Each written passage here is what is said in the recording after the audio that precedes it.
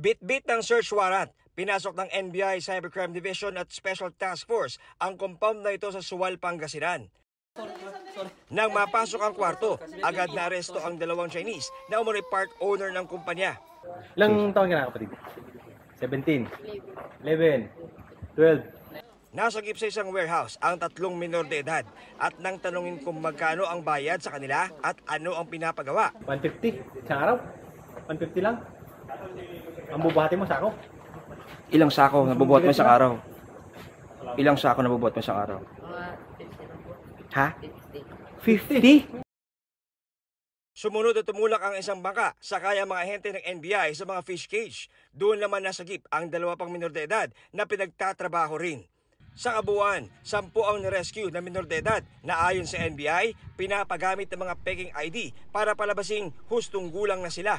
9,000 na sahod kada buwan daw ang pangako sa mga bata, pero di na nga tinupad, pinapatulog pa sila sa maliit, marumi at mainit na mga kwarto. These are the fish cages wherein the miners were working from 6 a.m. to 5 a.m. to 6 p.m. every day.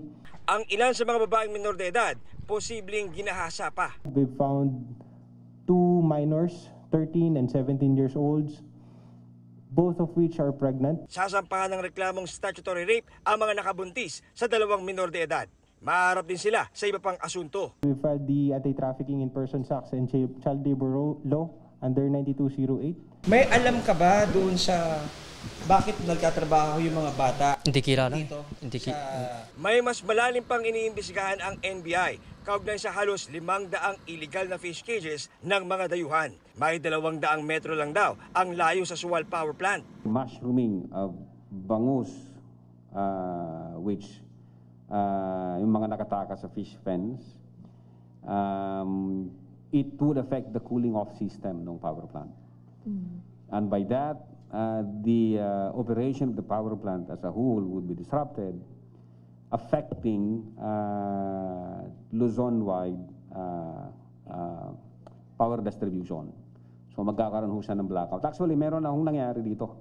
Way back, I think 2013. May possible implication dun sa ating national security, considering that this can disrupt or sabotage for major power source.